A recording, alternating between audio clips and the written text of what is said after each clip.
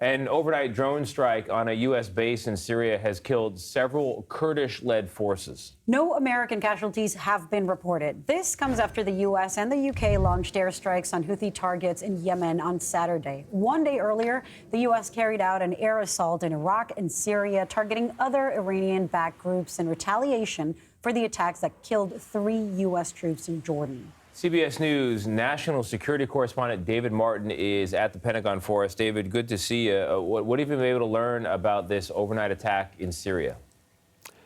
This was a drone fired into a base that is located around an oil field in northeastern Syria, and U.S. troops are located there alongside troops from the Syrian Democratic Forces, which is the local militia the U.S. works with in attempting to go after the remnants of the terror group known as ISIS. No U.S. casualties. The SDF, however, says that 6 of their fighters were killed. Responsibility for the attack has been claimed by the Islamic Resistance, which is the umbrella group for all of the militias in Iraq and Syria that have been attacking U.S. troop locations. This is the second confirmed attack on a U.S. troop location since the Friday night airstrikes in Iraq and Syria that hit more than 85 targets, but obviously did not put these Iranian-backed militias completely out of commission. David, the U.S. hasn't targeted Iran in any of these strikes, of course, directly. Please remind us, what are the pitfalls of doing something like that? Well, the pitfalls in not directing strikes against Iran proper is that you're not going to the source of the problem. You're attacking these Iranian-backed militias in Iraq and Syria and the Houthis in Yemen, which are the symptom of the problem. They're the front men for this Iranian campaign to drive the U.S. out of the Middle East. So as long as Iran doesn't have to pay a price, then they can treat these militias as simply expendable. Now, to make Iran pay a price, you don't necessarily have to drop bombs inside Iran. You can go after Iranian personnel, you can go after Iranian facilities in Iraq, Syria, and Yemen, and more directly target them that way without actually targeting the Iranian homeland.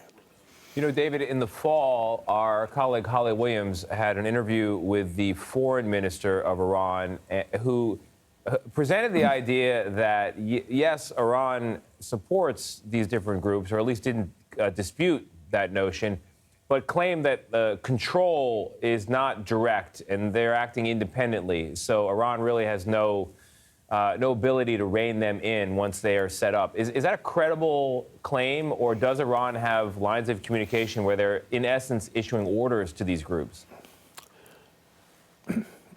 I think it really depends on the particular event, how much involvement Iran has in a particular strike. But at the very least, if they are not directing individual strikes, which I think most people doubt, they are enabling all of these strikes by providing the arms and the training and the money that these groups use in order to mount these attacks.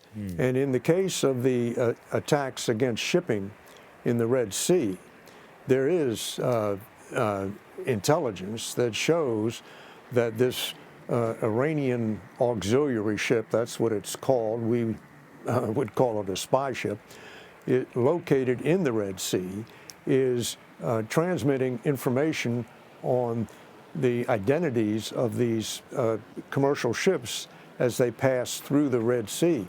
If you're a Houthi operating a radar scope in Yemen, all you see are blips on the scope, and you don't know which blip is what ship. But that Iranian auxiliary ship in the Red Sea can tell the Houthis exactly who's going by. They don't have to say, attack that ship.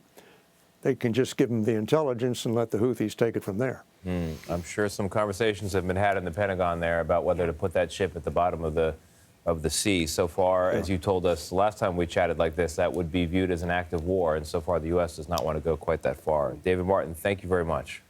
Sure thing.